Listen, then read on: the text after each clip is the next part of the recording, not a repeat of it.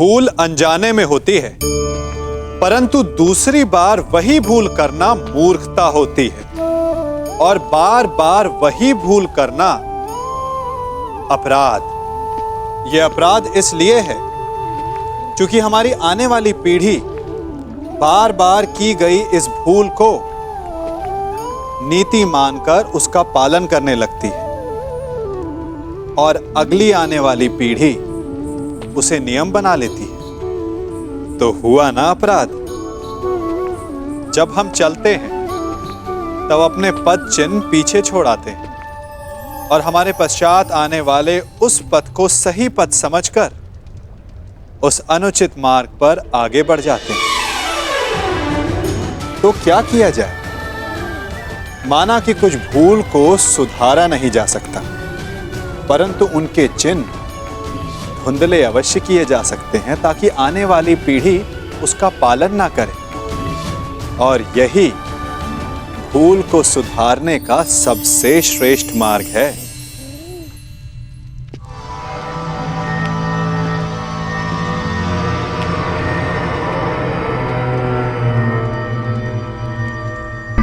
ये क्या मामा श्री? तुला व्यापारियों के हाथ में शोभा देती है, राजनीतिज्ञों के नहीं। राजनीति दुनिया का सबसे कठिन व्यापार है मेरे प्यारे सम्राट। जहां शत्रु का लाभ और अपनी हानि ठीक से तोली नहीं गई तो पराजय का मुख देखना पड़ता है दुर्योधन। जैसे जैसे ये तुला, जिसकी एक ओर 100 कौरव और दूसरी ओर 5 पांडव, परंतु अभी तक इस तुला का संतुलन बना हुआ है दुर्योधन।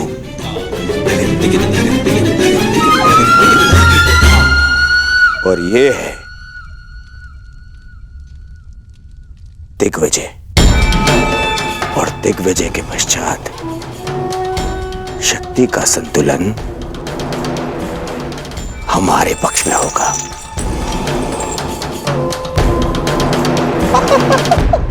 तुम नहीं समझोगे मेरे प्यारे सम्राट। राजनीति तुम्हारे बस का व्यापार नहीं ना।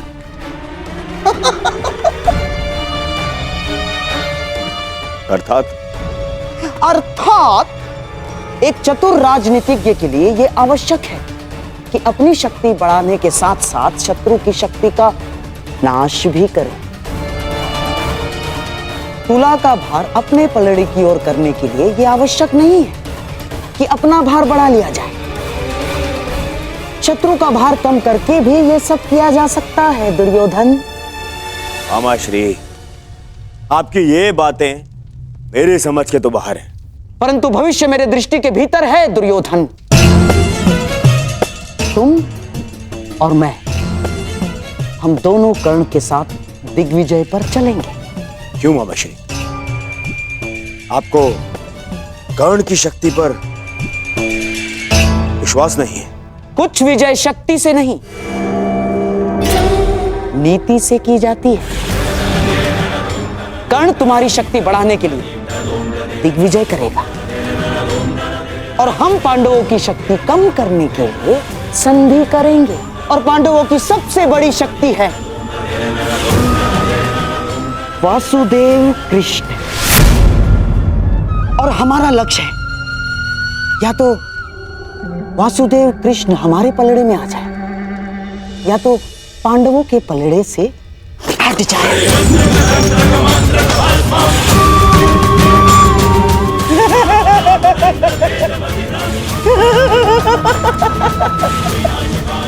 बस इतना कर लो मेरे प्यारे सम्राट, तो सदैव के लिए भारतवर्ष तुम्हारा। वासुदेव कृष्ण।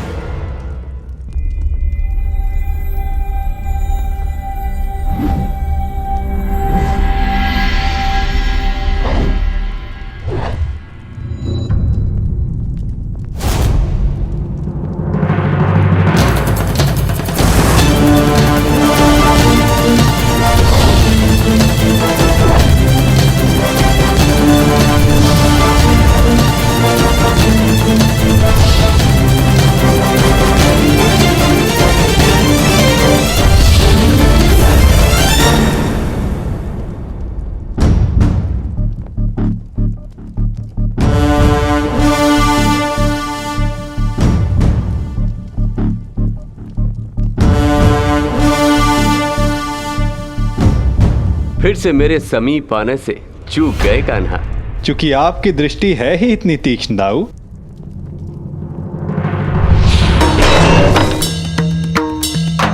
यदि रक्षक की दृष्टि तीक्ष्ण ना हुई तो शत्रु का कार्य सरल हो जाता है कान्हा। और मेरी दृष्टि से आज तक कोई भी दुश्मन की परछाई बच के नहीं जा सकी आज तक, और मेरे प्रहार से शत्रु के प्राण।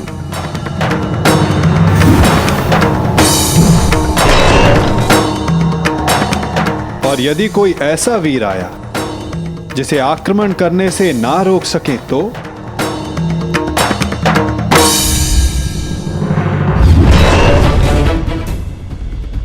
यदि वो कोई मनुष्य हुआ तो अपने काल को पुकारेगा, यदि वो राक्षस हुआ तो वो अपने प्राणों की भिक्षा मांगेगा।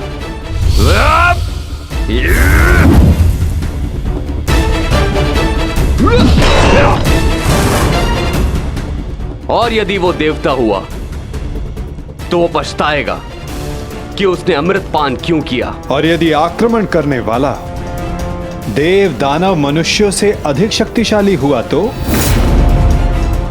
द्वारिका की रक्षा कैसे होगी दाऊ? तुम्हारे और मेरे रहते हुए भला द्वारका की ओर कौन खड़ा रह सकता है?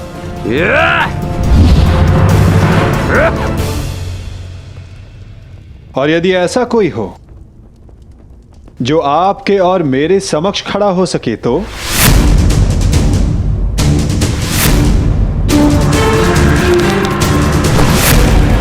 क्योंकि जिसका सामना हमसे होने वाला है दाऊ, वो स्वयं में एक पहेली है।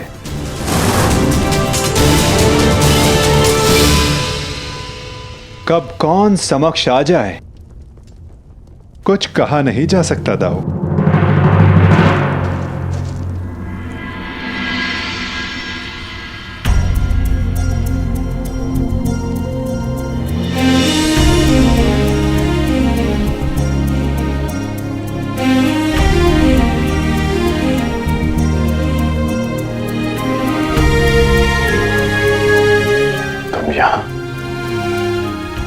हाँ, सुना है तुम दिग्विजय पर जा रहे हो, इसीलिए तुम्हें शुभकामना देने चली आई। तुम्हारा मुख बता रहा है कि तुम शुभकामना देने नहीं, किसी प्रश्न का उत्तर लेने आई हो। प्रश्न तुम जानते हो कर्ण।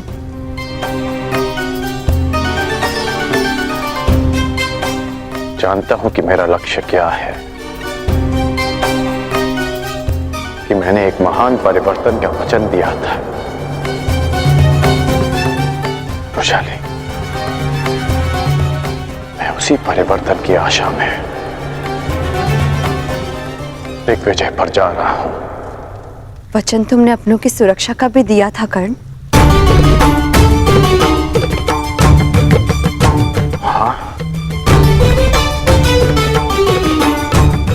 वैशाली,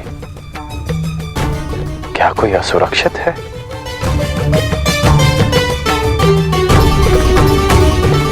किसी को उसके अधिकारों से वंचित किया गया है क्या? हाँ, तुम्हारे अपनों में तुम्हारे राज्य के निवासियों के अतिरिक्त कोई और भी सम्मिलित है कर्ण।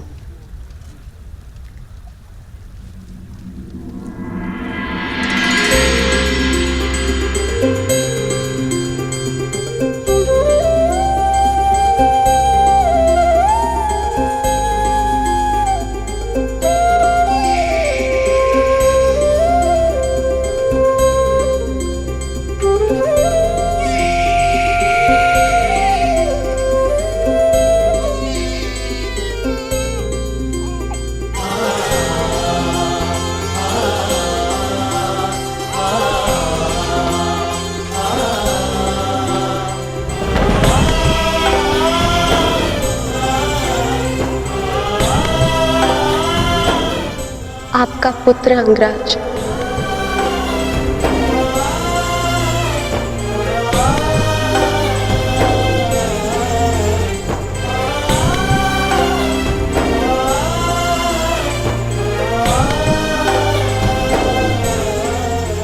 इसका नाम क्या रखा? नामकरण अभी किया नहीं, पुत्र के नामकरण का अधिकार उसके पिता को होता है।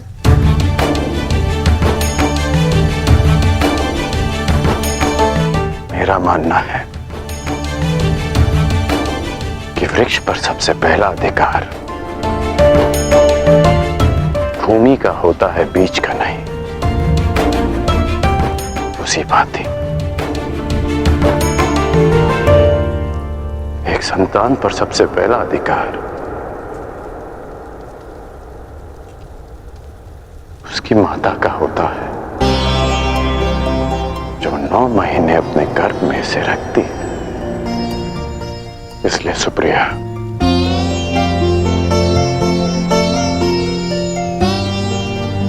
इसका नामकरण तुम करोगी। ऋषिकेतु।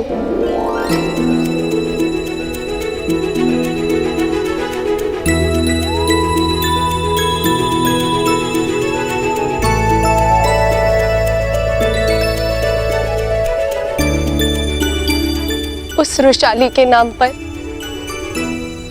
जिसके त्याग के कारण मैंने आपको पति के रूप में पाया,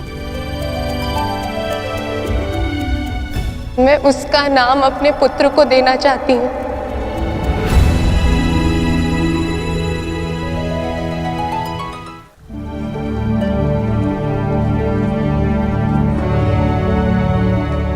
अद्भुत।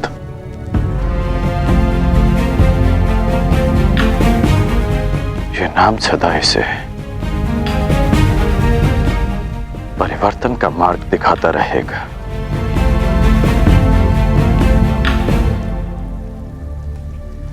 सुप्रिया, मैं नहीं जानता कि दिग्विजय पूर्ण होने में कितने वर्ष लगेंगे,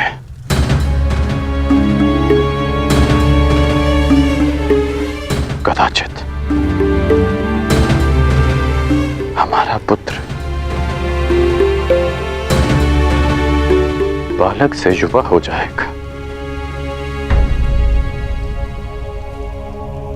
तुम इसका ध्यान रखना।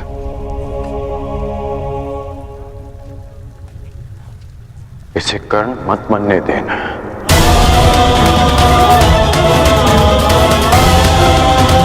आवश्यकता पड़ने पर इसे वचन तोड़ना भी सिखाना।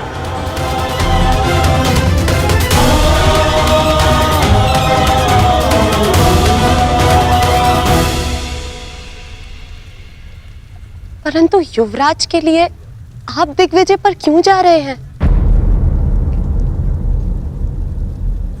मैं युवराज के लिए नहीं, परिवर्तन के लिए जा रहा हूं।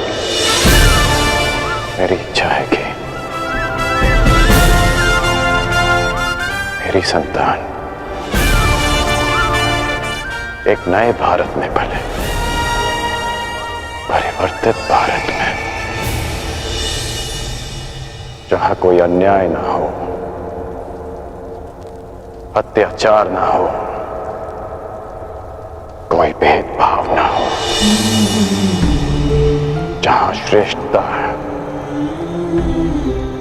जन्म से सिद्ध ना हो, अपितु कर्म से सिद्ध हो, जहां किसी और कारण को नियमों में भंगकर एक स्त्री का चीरहरण ना देखना पड़े।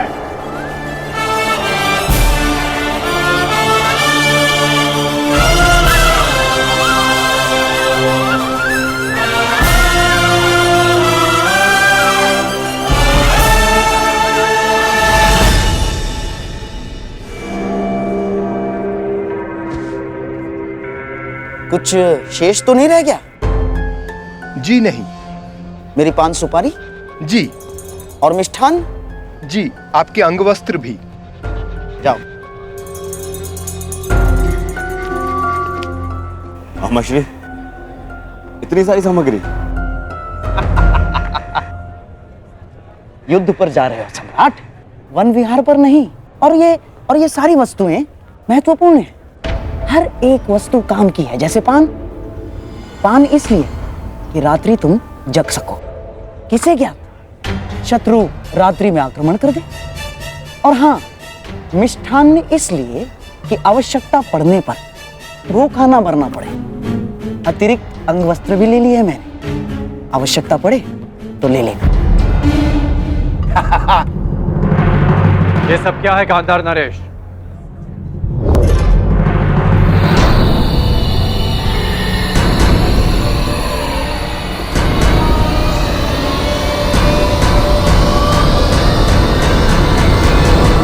ये कैसा प्रबंध है?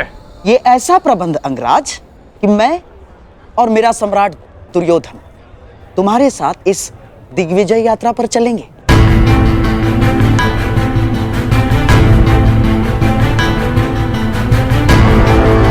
परंतु इसकी क्या आवश्यकता है? आवश्यकता है अंगराज, आवश्यकता है। तुम उन राजाओं पर विजय तो पालोगे, परंतु उनके समक्ष संधि की शर्तें कौन रखेगा? मैं। और हस्तिनापुर के प्रतिनिधित्व के रूप में मेरे दुर्योधन के समक्ष वो समर्पण करेंगे। मामाश्री,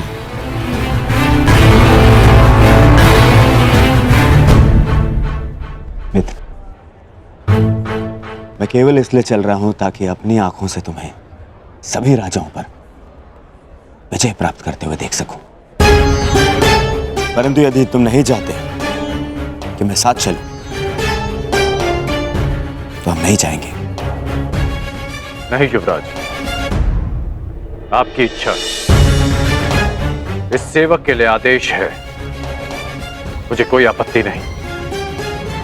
तो ठीक है, हम दिग्विजय यात्रा का प्रारंभ द्वारका से करेंगे। पांचाल दिग्विजय यात्रा पांचाल से आरंभ होगी।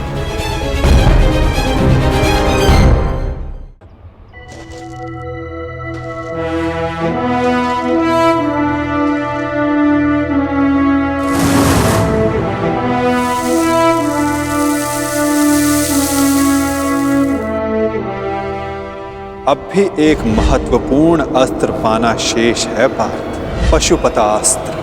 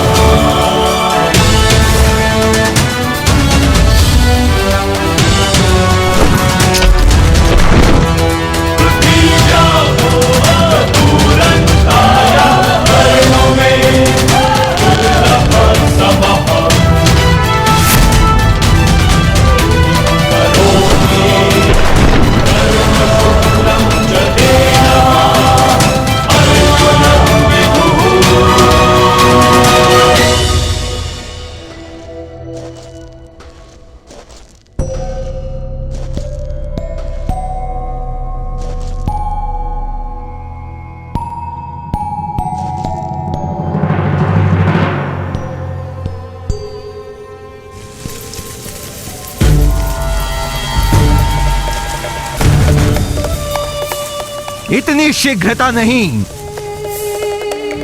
मेरा लक्ष्य तुम्हें हानि पहुंचाना नहीं है, मुझे मार्ग दो। मार्ग में आए हो तो बिना युद्ध किए नहीं जा सकते। जो कुछ उस कुरु सभा में हुआ, उसके पश्चात पांचाल विष उगलने को तैयार होगा। और इससे पहले पांचाली के पिता अपनी पुत्री के अपमान का प्रतिकार करें, हमें उन पर आक्रमण करके उन्हें निशक्त करना होगा।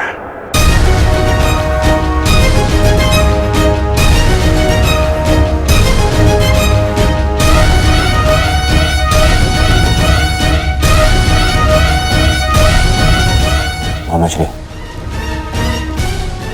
शत्रु का पलड़ा अभी हल्का हो या बाद में, हमारा पलड़ा सदैव भारी रहेगा, क्योंकि हमारे पास कर्ण है।